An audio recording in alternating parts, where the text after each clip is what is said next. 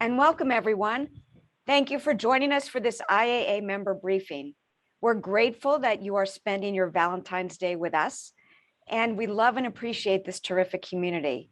We're looking forward to seeing you soon at the Compliance Conference, March 3 and 4. There's certainly a lot to talk about today.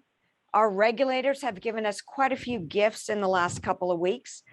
The SEC has just issued proposals for significant new rules related to cybersecurity, private funds, beneficial ownership reporting, and moving to a T+1 settlement cycle. Congress is actively considering legislation on important tax and retirement issues, and policymakers are developing new rules on sustainable investing. We'll touch on all of these developments and more this afternoon. I'm joined by our MC today, Gail Bernstein, the IAA's terrific general counsel, as well as by Neil Simon, our Vice President, Government Relations, who is always in the know on Capitol Hill, and the IAA's expert legal team, Monique Botkin, Laura Grossman, Sanjay Lamba, and William Nelson. William joined the IAA in November, and today is his first briefing call. I hope you will all give him a warm IAA welcome. Gail will provide an overview of what we plan to cover, but first I'll give my 2 cents on the policy outlook and priorities for IAA members and highlight a few topics. Next slide, please. You'll see here our policy priorities. They're always evolving in light of what's top of mind for our members and what's happening on Capitol Hill and at the regulators. Indeed, this administration is pursuing an ambitious policy agenda focused on tax and retirement issues, sustainable investing, proxy voting, fiduciary responsibilities, cybersecurity, diversity, private funds, and more. Not surprisingly, our policy priorities focus on these same issues. The policy changes ahead in these areas will have a significant impact on our members and their clients. For example, the new initiatives on sustainable investing across multiple agencies will present important new opportunities and also some potential new requirements for our members. We support rules that facilitate sustainable investing, but defer to your expertise as managers. The new proposals for private fund advisors have the potential to completely restructure the private fund regulatory regime. And the sweeping cybersecurity proposal could both strengthen current practices, but also cause challenges in reporting incidents to the SEC. And the proxy voting proposals could roll back recent rules that make it harder and more expensive for investment advisors to vote proxies. One implication of all of these rule changes that we always worry about is the cumulative impact of all these new rules on investment advisors. We believe strongly that regulators should take the cumulative impact of the rulemakings into account and not just look at each rule in isolation. And we are taking that message to our regulators. In addition to engaging with policymakers in response to their agendas, we're also proactively advocating for change. For example, in the modernization of the regulatory regime for investment advisors. We're seeking also a more appropriate regulatory treatment for smaller advisors. For example, we testified at an SEC meeting of the Asset Management Advisory Committee about the need to better tailor rules for smaller advisors and not have a one-size-fits-all. And our input was reflected in the committee's final recommendations. We have urged the SEC to take up these recommendations as soon as possible. We're working with policymakers to ensure a level playing field for active and passive management, especially as Congress considers legislation related to retirement security. We continue to educate policymakers, the media, and the public that both active and passive management have important roles to play for clients. And our Active Managers Council is countering misperceptions and inaccuracies about active and passive management. For example, Pensions and Investments recently published our op-ed countering inaccuracies in a fiduciary guide published by the CFA Institute's Research Foundation. We have also been providing support for efforts to promote a more diverse, equitable, and inclusive industry, both from a policy perspective and in practice. We have supported legislation that would help measure progress for our industry in this area. And we will engage with the SEC as it addresses issues around human capital. Our Diversity, Equity, and Inclusion Committee has developed a practical guide to assist members in building diversity and inclusion at their firms. It's on our website, along with a literature review we just published, citing studies that can be used in support of hiring of diverse managers. Our committee is developing resources on recruitment, including outreach to colleges. You'll hear more about this effort during one of our lunches at the Compliance Conference. If you'd like to join the effort, please contact us. And now I'll turn it over to Gail to get us rolling. Thank you, Karen, and welcome everybody.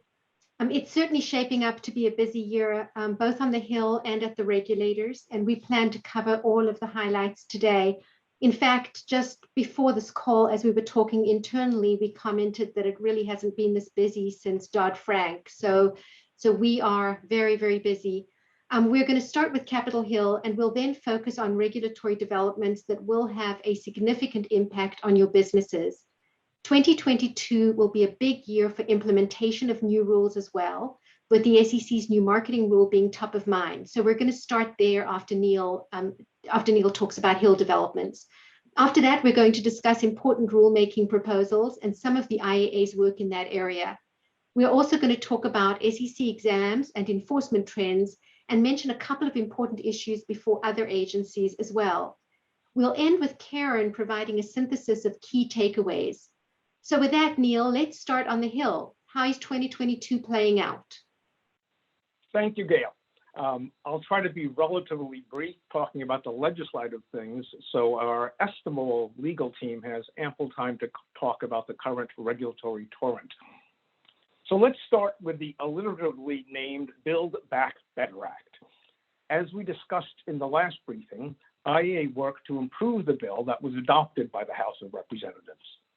With a broad coalition of advisors' grassroots support, we were successful in eliminating provisions of the bill that would have severely limited the investment choices that retirement plan sponsors and you, investment advisors, could consider for retirement accounts.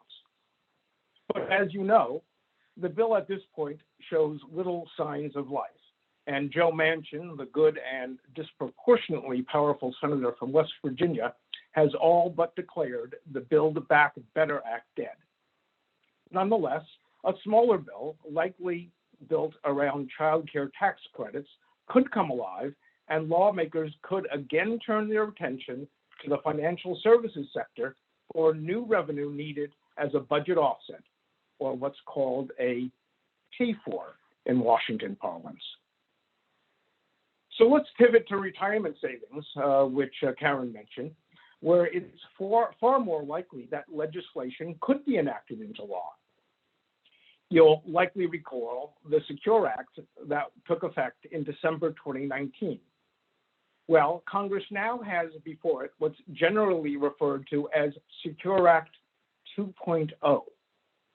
Although there are differences between the House and Senate versions, both would further expand access to retirement plans and increase investment savings options. In the House, Ways and Means Committee Chairman Richie Neal and Ranking Member Kevin Brady, the top Republican on the committee, got their bipartisan Securing a Strong Retirement Act, which is H.R. 2954, through the committee with a unanimous vote back in May. And despite some Build Back Better Act related partisan hiccups, these two important members and their staffs, presumably with leadership support, are now making plans to get the bill to the floor. And in the Senate, Democrat Maryland Senator Ben Cardin and Ohio Republican Rob Portman have similar bill, the Retirement Security and Savings Act. By the way, I should also mention that Kevin Brady is retiring at the end of this Congress, and I believe that Chair Neal and others on both sides of the aisle would like to make this part of his legacy. Okay, the important stuff. What would SECURE 2.0 do? Four things to get your attention. Among others, it would, 1, increase the RMD age for required distributions from 72 to 75. 2, allow collective investment trusts, CITs, to be offered in 403B plans. 3, it would increase the annual catch-up amounts for qualified retirement accounts, but it would require that these amounts be put into Roth accounts. And 4, it would allow 403B plans to sponsor or participate in pooled employer plans. So I hope I got your attention. This is important stuff. By the way, the legislation would also require plans to provide a paper benefit statement once a year unless a participant affirmatively opts out. Okay, let me finish up looking forward, looking past the midterm elections. Should the GOP win back the House, as seems likely, the agenda of the House Financial Services Committee will change dramatically. Under Chair Maxine Waters, there's been a focus on housing and underserved communities. Should the chair change hands, I expect there will be a very heavy oversight agenda, and there will be a great deal of criticism of both regulators and new regulation, and there will be a much greater focus on banking and the capital markets. This will present advisors with opportunities and challenges. You can be sure that banks, brokers, and insurance, all with powerful lobbies, will be working to defend and/or advance their interests. Looking ahead, I should also mention that many provisions of the 2019 Tax Cuts Act will expire in 2025, including those that made advisory fees non-deductible. Congress will have to deal sooner or later with these expiring provisions, and this will prevent us with an opportunity to restore and expand advisory fee deductibility. This all makes it all the more important that advisors are also at the legislative table. And for this, we need your support. So please, support our advocacy on Capitol Hill. Participate in our 2022 Advisor Advocacy Day on June 9th. Respond to our request to contact your elected representatives using the Take Action Now feature of our website, and engage with us on the issues of importance to you and your firms.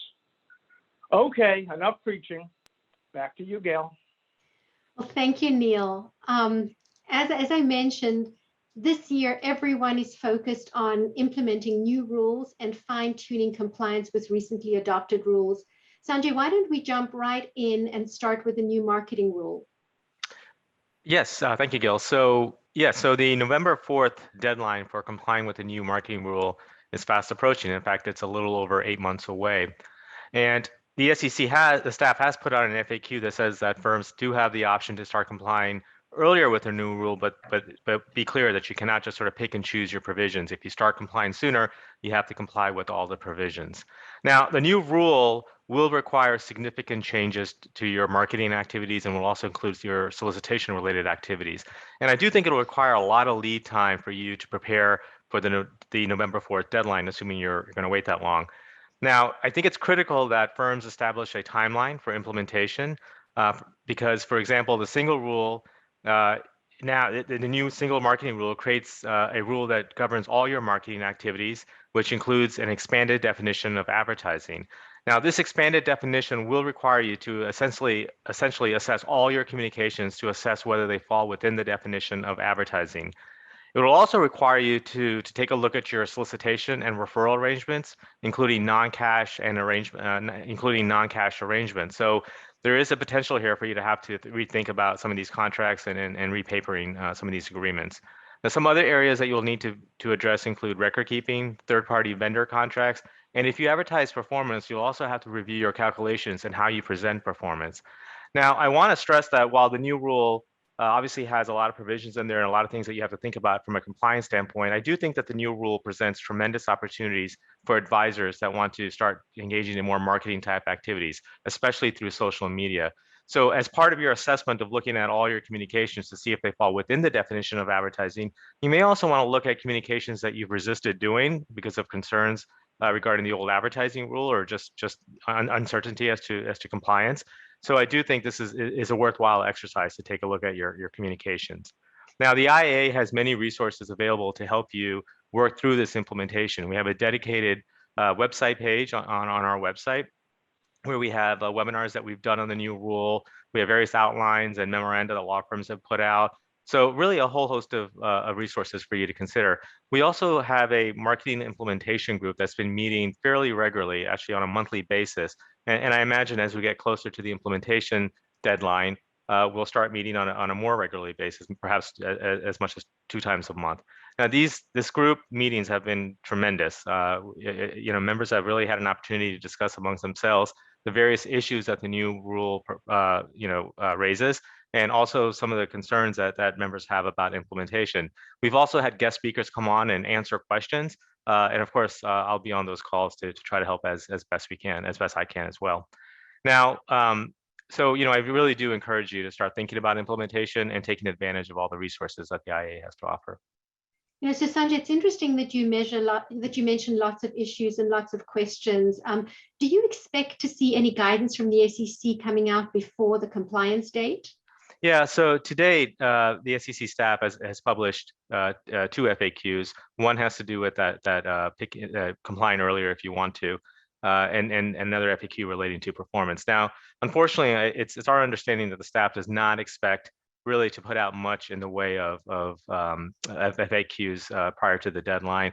It's our belief, and I think our understanding that that the staff is really reluctant to put out any sort of guidance or FAQs that would be perceived as providing relief from the new rule. However, that does sort of leave open the question as to whether the staff would be open to providing some sort of guidance that clarifies existing provisions. And we'll certainly continue to press the SEC staff to try to help the industry on that front. Thanks, Sanjay. And I do see that a question has come in to us through the chat. We're not going to have time to take it now, but again, I encourage you to post your questions and we will get back to you, as Lisa said, in the next couple of days.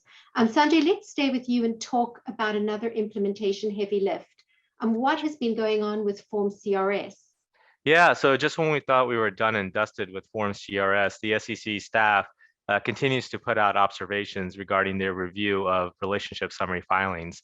And this latest statement that they put out recently really went into a lot of detail about some of their observations of taking a look at these filings.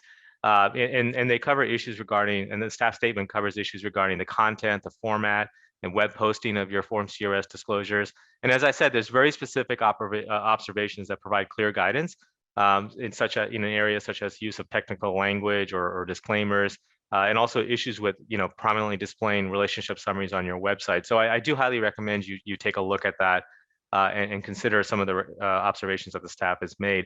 But in addition to providing guidance, the staff statement also I think created some confusion by some in the industry regarding whether or not advisors can use the word fiduciary in your Form CRS. Now, this is something that the IAA received guidance on from the SEC staff early on when the form was first adopted, and we were told by the SEC staff that yes, you can use the word fiduciary in your Form CRS. Now, the staff statements that have come out since really have dealt with firms that have altered the boilerplate language that's required in the form regarding your standard of conduct.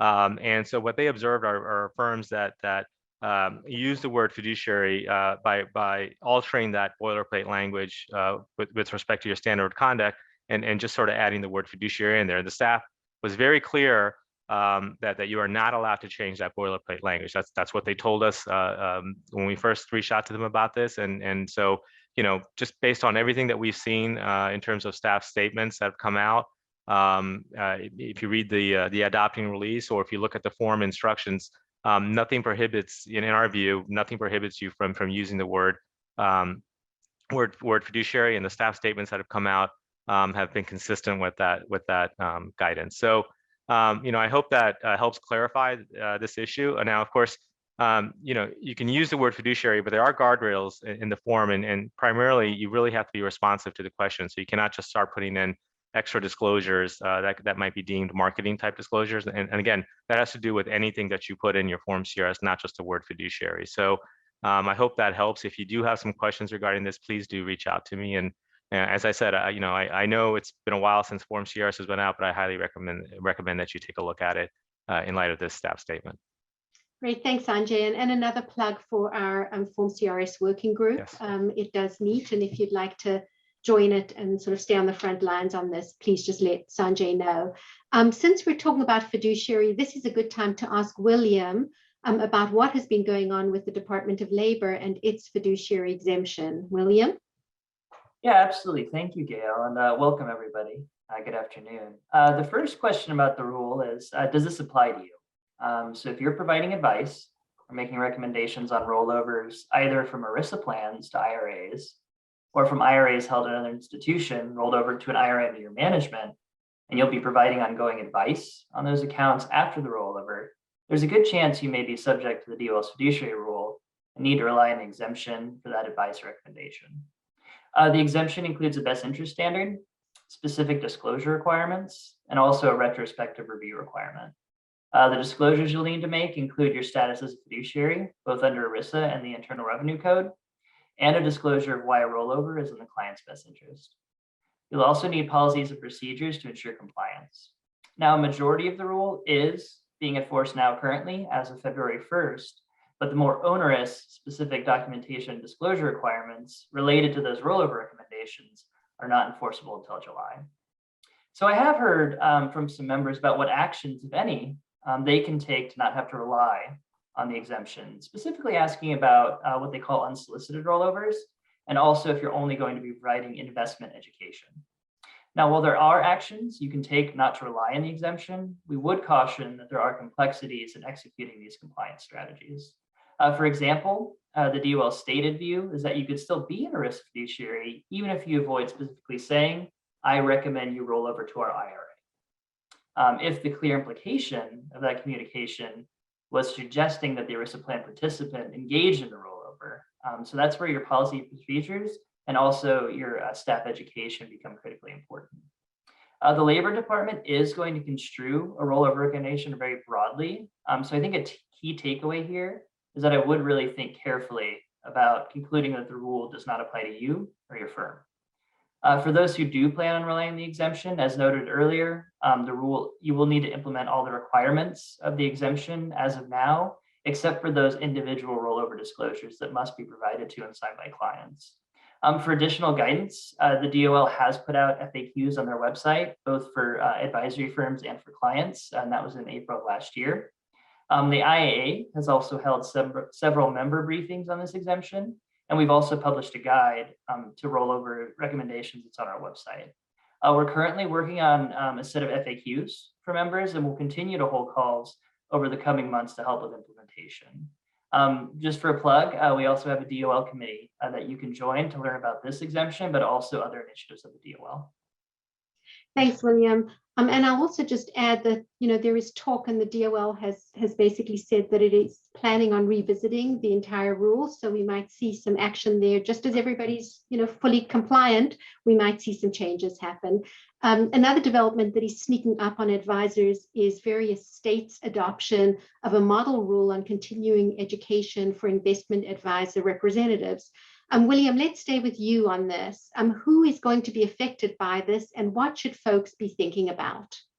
Yeah, absolutely. And thank you again, Gail. So, NASA has adopted a model rule that will require continuing education for investment advisor representatives. It is important to note that the investment advisor representative only includes advisors to retail clients. It does not include institutional clients, so it may not affect all of our members. An important takeaway, though, is that this is mandatory CE for both investment advisor representatives of state registered firms and also as SEC registered firms. So it's not just limited to state registered advisors. So generally, if you have staff that's providing advice to retail clients in a state where you have an office and that state has implemented the CE rule, they'll be subject to that requirement to complete that CE. As of now, Maryland, Mississippi, and Vermont recently implemented the NASA CE rules. So if you have investment advisor reps in those states, they'll need to comply with the rule this year. Looking forward, Michigan, Nevada, and Wisconsin all plan to adopt the rule in 2020, but it may not be implemented until 2023. So your investment advisor representatives in those states may not have to comply with the CE requirement until next year. The IA will be holding a webinar on this requirement over the coming months to provide more education to our members, but in the interim, please don't hesitate to reach out if you have any questions. Also, the IA is looking to becoming an approved course provider for some of our content. So we're hoping to be a resource for some of those CE requirements for your firm's reps. That's great, William. Turning from implementation to what is in the rulemaking pipeline, there's even more going on here, as Karen hinted at earlier. Why don't we start with some hot off the presses, at least as of last week, developments. Laura, the SEC has just proposed cybersecurity risk governance rules for advisors and funds. What do we need to know about this proposal? Well, cybersecurity is definitely an issue that Chair Gensler has been focused on for quite a while. And last week, the SEC proposed significant new cybersecurity rules that would require advisors and funds to do a few things, such as report significant cybersecurity incidents to the SEC on a confidential basis within 48 hours on a new part of Form ADV to be called Form ADV-C, that's C for cybersecurity. The proposal would also require advisors to have policies and procedures to address cybersecurity risks at the advisor as well as their service providers, and to conduct annual reviews of those policies to assess their effectiveness and document that review in a written report. It would also have advisors make disclosures of cyber risks and incidents that occurred in the past 2 fiscal years in their Form ADV brochures, and also require them to maintain certain cybersecurity related books and records. We met with Chair Gensler and some of his staff last week about this. We're still analyzing the proposal, and we look forward to working with members of the IAA Cybersecurity and Data Privacy Compliance Forum to develop comments. For example, we definitely expect to have comments around the challenges and implications of reporting significant cybersecurity incidents to the SEC in such a short time frame. The SEC is not the only agency focused on cybersecurity.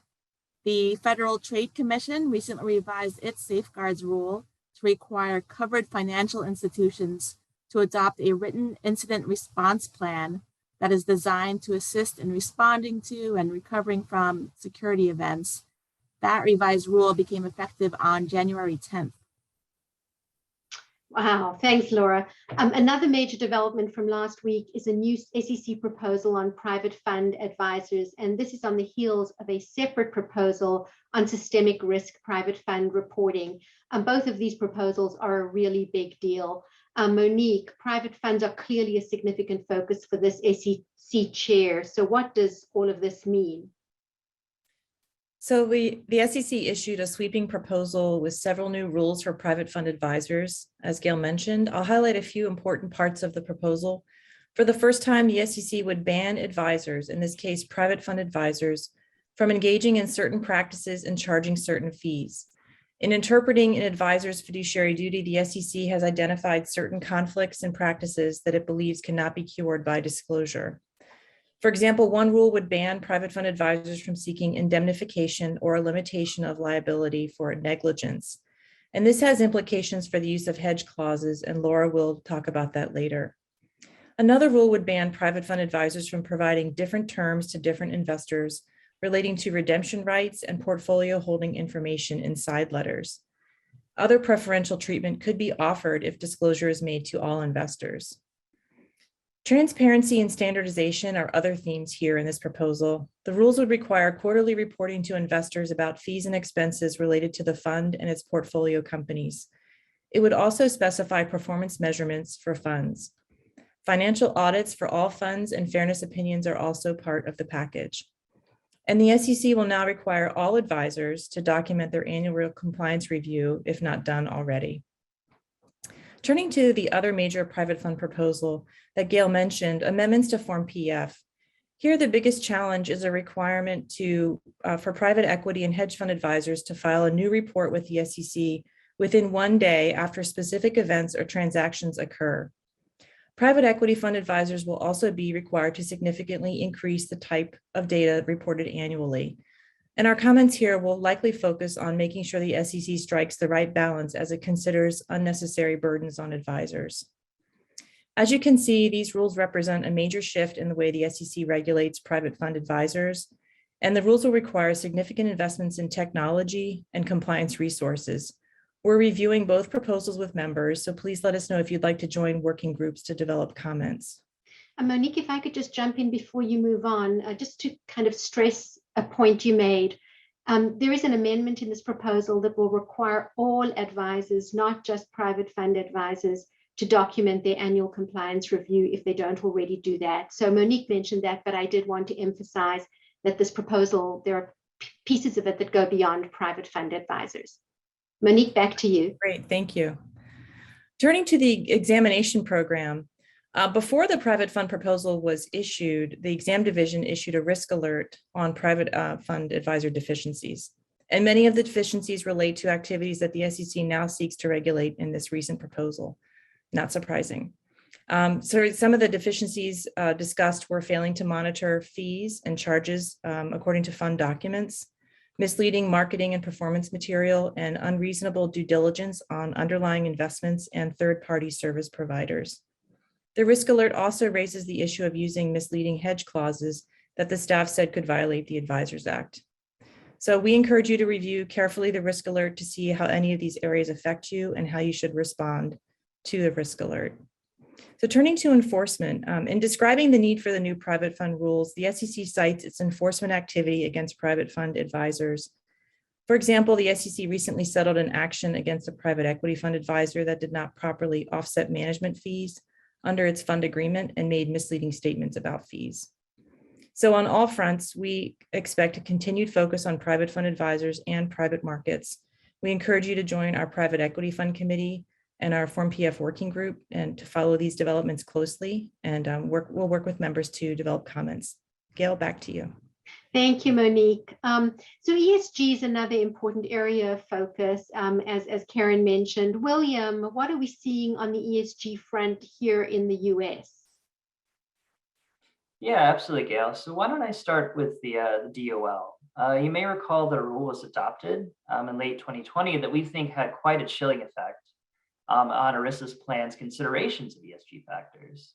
We're pleased to see that the DOL has proposed reversing the rule, and the new proposal would more easily allow plan fiduciaries to consider all material factors, including ESG.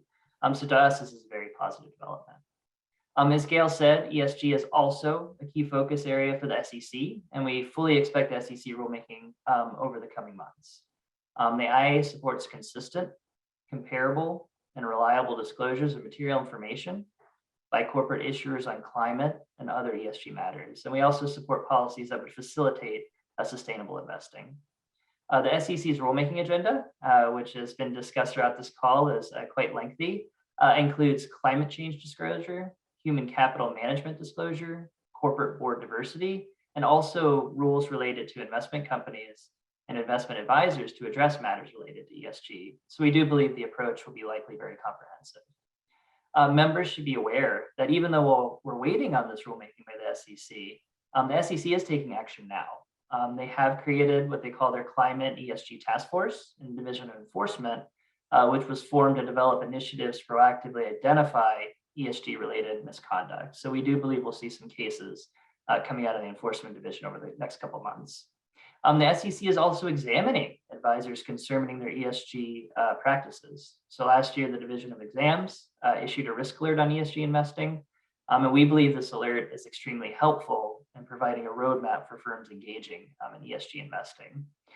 Some areas of focus, the SEC is looking at all steps of portfolio management, including policies, procedures, and practices related to ESG, and also the use of ESG terminology.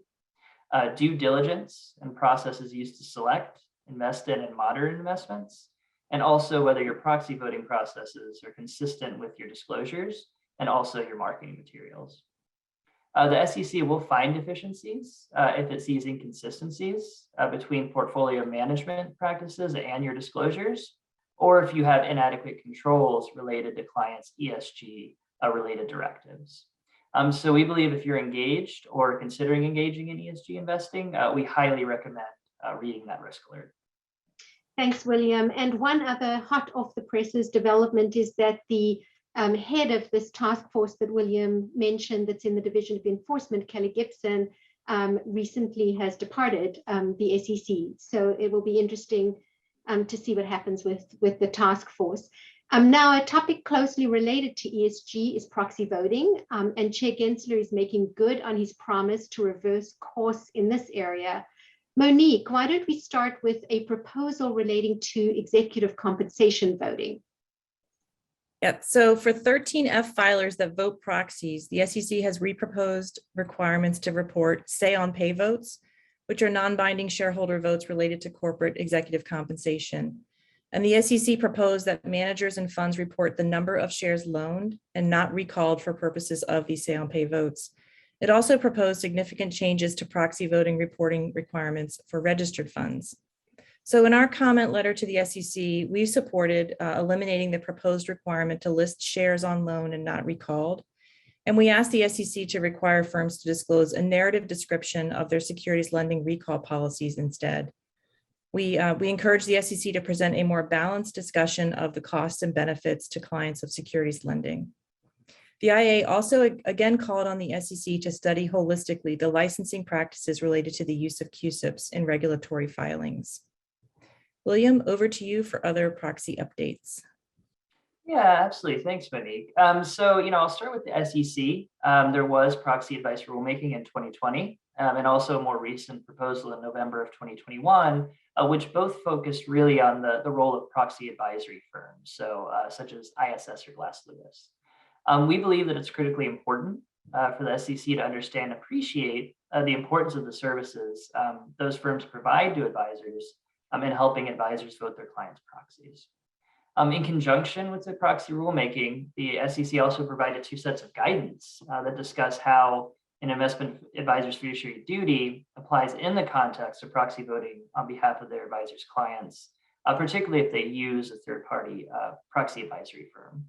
While it is intended to be non-binding, it's fair to view it as a strong indication that the SEC does expect advisors to focus on their proxy voting policies and approve those policies and procedures as necessary.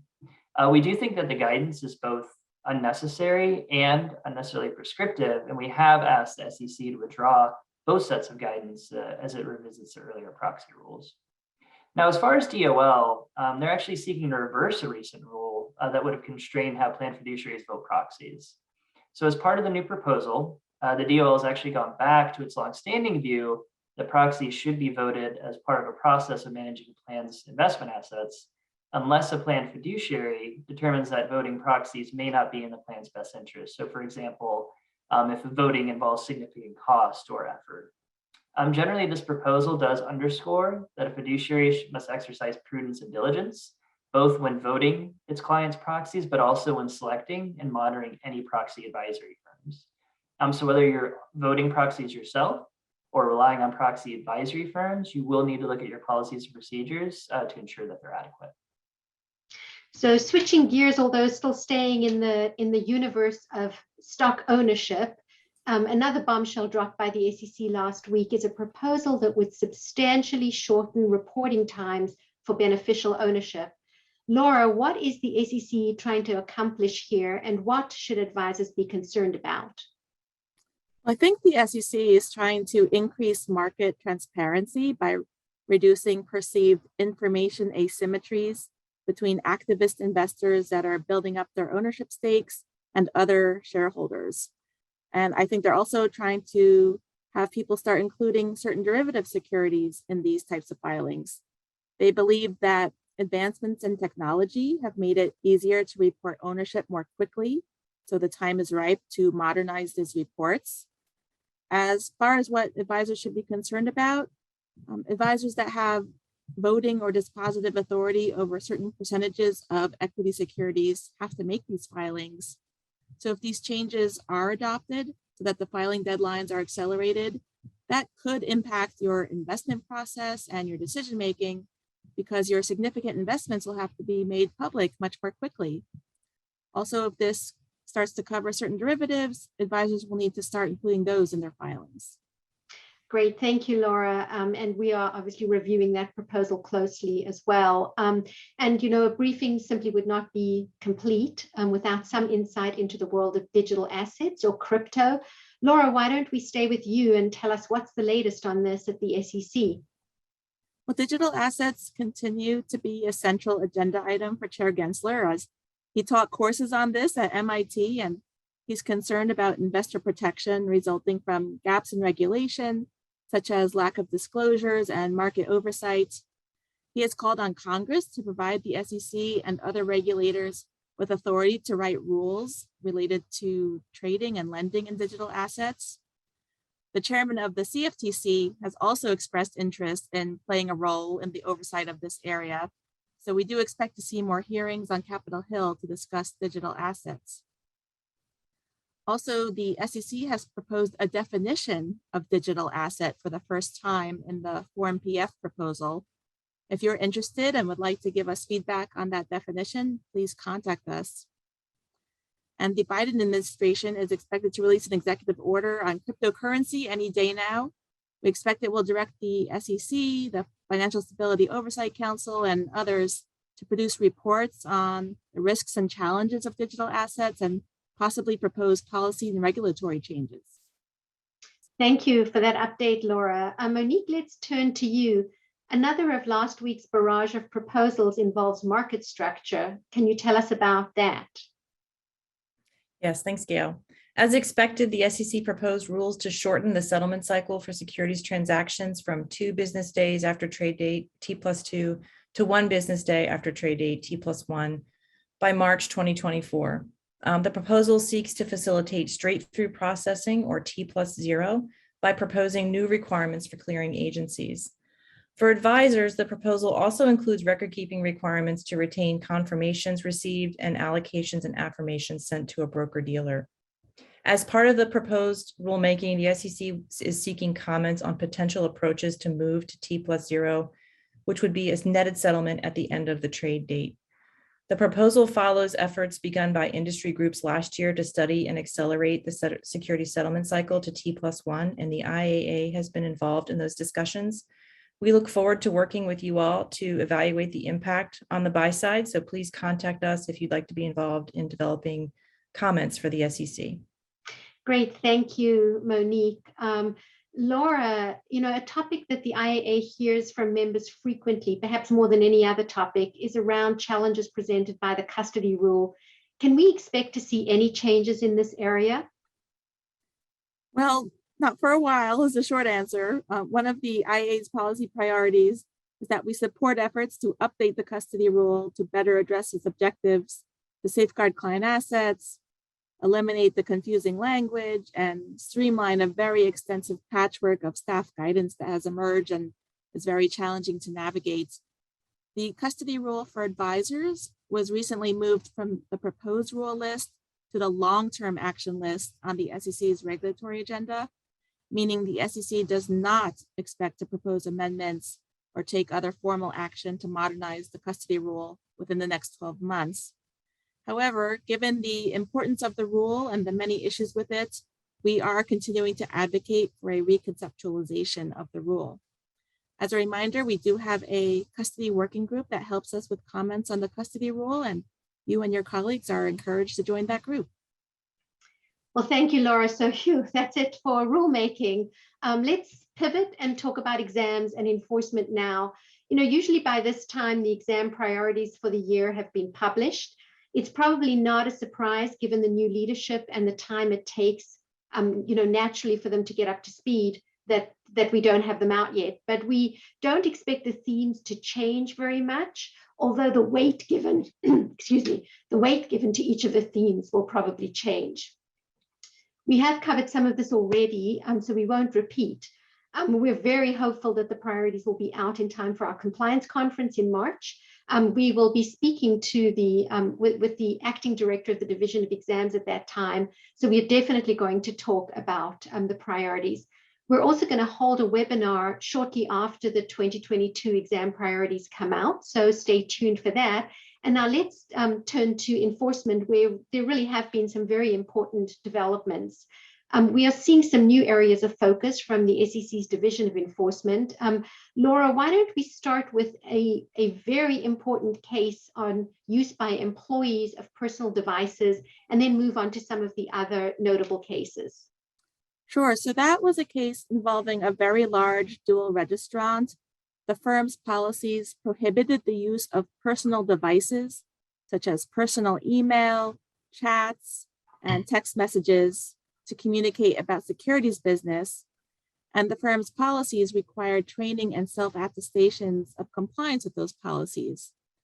However, according to the SEC order, employees at all levels, including supervisors, often communicated about securities business matters on their personal devices using those unapproved methods. The SEC also found that the firm did not monitor or review or archive those types of communications. And in responding to subpoenas and other requests from the SEC, the firm did not search relevant records on employees' personal devices, and some of those ended up being deleted or unrecoverable. The firm was charged with failure to supervise their employees, failure to implement sufficient monitoring, and violation of record-keeping rules. The SEC's press release that went along with the order noted that as a result of the findings in that investigation, the SEC has commenced additional investigations of record preservation practices at financial firms. We've been holding member calls to help think through the implications of the case and practical steps to take in light of it. Another enforcement case I wanted to mention has to do with hedge clauses. It's our understanding that it's common for advisory contracts and private fund offering documents to include language limiting the advisor's liability. Those are known as hedge clauses. And it's usually coupled with language that does not waive or limit the client's rights under federal or state securities laws, and those are called savings clauses.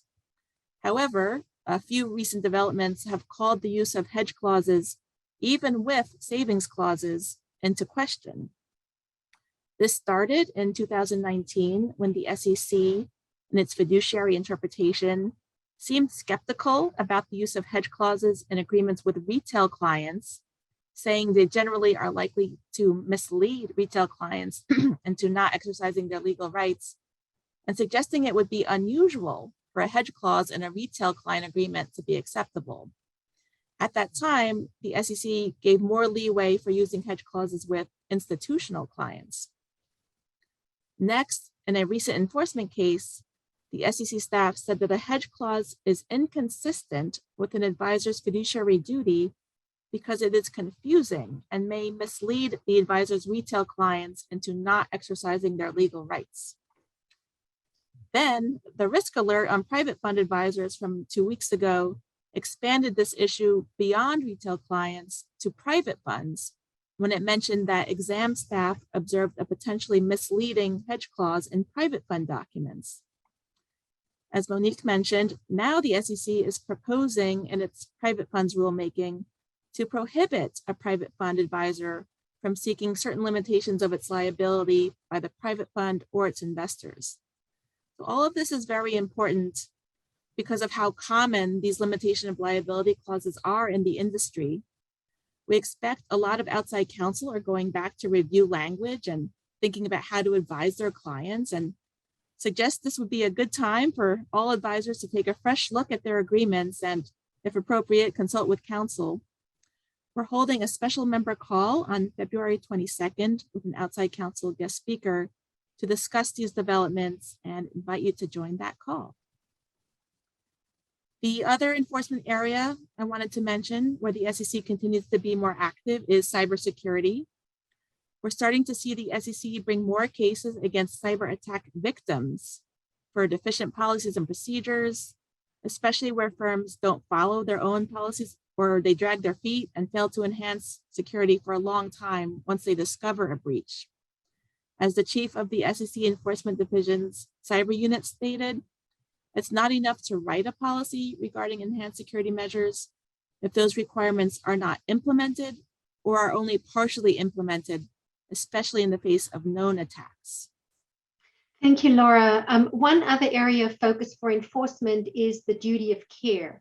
This follows the SEC's fiduciary interpretation that lays out the elements of the duty of care and the duty of loyalty. These new cases go beyond whether disclosure was adequate, and they look at whether the decisions made by the advisor were actually in the client's best interest. We expect that we will see more of these cases, and just like we'll be speaking with the director of the Division of Exams, we'll also be speaking to senior enforcement division staff at our upcoming conference, and we will certainly ask about this and the cases that Laura discussed. And who knows, by then there might even be ESG cases out. That is definitely, those are in the pipeline. Finally, on the regulatory front, it's worth mentioning a couple of developments at other agencies that would have a substantial effect on advisors and your businesses. Laura, perhaps you can tell us what's going on in the anti-money laundering space, and then turn it over to Monique to update us on a Federal Trade Commission proposal. So in late January, the Financial Crimes Enforcement Network, which is the part of the Treasury Department that combats money laundering, known as FinCEN, proposed a pilot program permitting financial institutions to share suspicious activity reports and related information with foreign branches, subsidiaries, and affiliates for a couple of years. FinCEN hopes that the pilot program will provide valuable feedback as it considers longer-term approaches towards suspicious activity reports and sharing of those with foreign affiliates. A related development is that Treasury has added anti-money laundering program and suspicious activity report filing requirements for investment advisors to its list of long-term regulatory actions. This is something that the IAA has been following for years and advocating that AML rules should not apply to advisors, and will continue to follow this. I'll now turn it over to Monique. Thanks. So the Federal Trade Commission proposed a rule in 2020 relating to pre-merger notification filings by funds under the Hart-Scott-Rodino antitrust law. And funds and advisors would have to aggregate acquisitions in the same issuer across all their clients and their affiliates' clients when calculating ownership of voting securities. As a result, funds would be more likely to have to file this notice and be subject to a waiting period to invest. And we strongly oppose the proposal and urge the FTC to withdraw it. The current status is that the agency's regulatory agenda says the staff is still reviewing comments. So we will continue to monitor this development and keep you informed. Gail, back to you. Great, Monique, thank you very much. So thank you, Neil, Monique, Laura, Sanjay, and William. And thank you all for your patience as we've run through what is truly a whirlwind of activity. Karen, I'd like to send it back to you to perhaps help synthesize what we've all talked about today.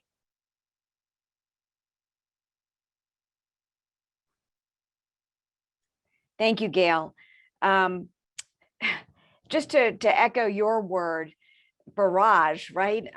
There's so much policy change afoot here, and we're here to serve as your voice every step of the way. Just to sort of summarize the policy changes that are going on right now, the rule changes that would affect all investment advisors, cyber risk governance and incident reporting, documentation for all advisors of annual compliance reviews, record keeping requirements around the T+1 settlement cycle. For those who vote proxies, proxy voting changes, the say on pay provision, and the related disclosures around securities lending. For private fund advisors, really a sea change with respect to fees, conflicts, sales practices, reporting, Form PF changes, and laser focus on private funds on the enforcement side. For most advisors, also beneficial ownership reporting, proposed rule changes with respect to 13D, 13G, 13F.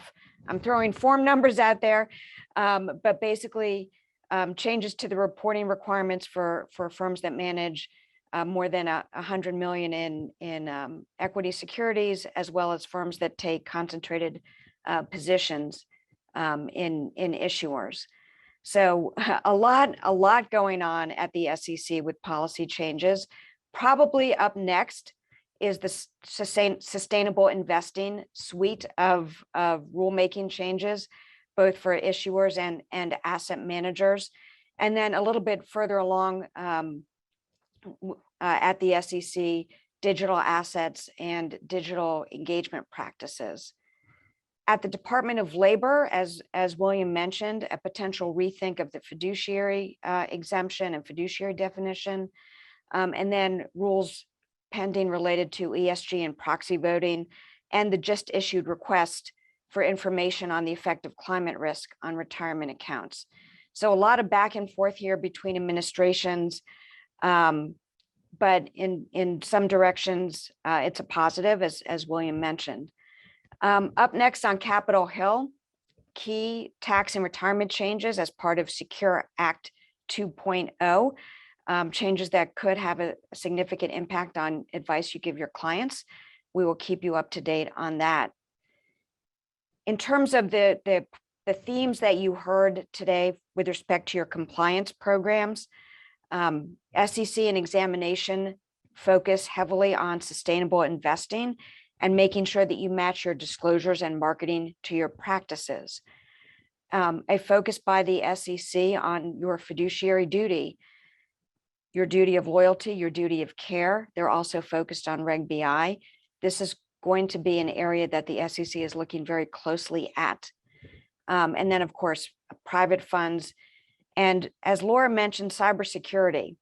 The regulators are not just looking at cyber risk anymore, they're also bringing enforcement cases. So firms really need to continually evaluate their programs and up their games on cybersecurity, and anticipate that there can be after the fact scrutiny of your program. And then when the new rule comes into effect, it will obviously be even more so. In terms of what's up next with your compliance deadline, the SEC marketing rule November 4th of this year, and the continuing education requirements for investment advisor reps in various states. We're going to talk about all this and more in depth at the compliance conference coming up in a few weeks. I'm excited to see so many of you in person to discuss all of these issues, and I hope to see you there. The IAA has been engaged with policymakers on all of the issues we talked about today. We've continued to meet with folks at the SEC, the Department of Labor, on Capitol Hill, virtually throughout the past 2 years, and given our members an opportunity to meet with the regulators and policymakers as well. Our positions are informed and in fact driven by your feedback and engagement. It's critically important that we hear from you, so please get involved. Join our Capitol Hill efforts through our Advocacy Day and Take Action Now letters, as Neil mentioned. Take a seat at the table and make your voice heard as policies formulated. I'd also encourage all of you to get involved through our committees, next slide, forums and working groups. We have a big picture committees in these areas, as well as in specific areas like the Department of Labor, private funds, ESG, and more. And Monique mentioned some specific working groups and others as well. You can help shape our policy positions as well as share best practices and connect with your peers from across the advisor community. This is a very strong community with a collaborative spirit, so please join us. Members of our government relations, business practices, and legal teams and the entire staff of the IAA are always here to connect with you on any issue. And we're also here to connect you with each other. Please give us a call. We continue to offer a wide range of services to help you stay informed and engaged, from the resources on our website and the data that we provide to the many webinars and discussion groups and specific issue area calls that we hold. Please get involved with us. I also want to remind you that you can always email or call the legal team at any time to talk through any issue. We're here for you. I'd like to thank Gail, Neil, and the whole legal team for a terrific presentation. And thanks to each of you for participating today. I hope this was helpful to you. Please give us a shout with any feedback and have a wonderful afternoon.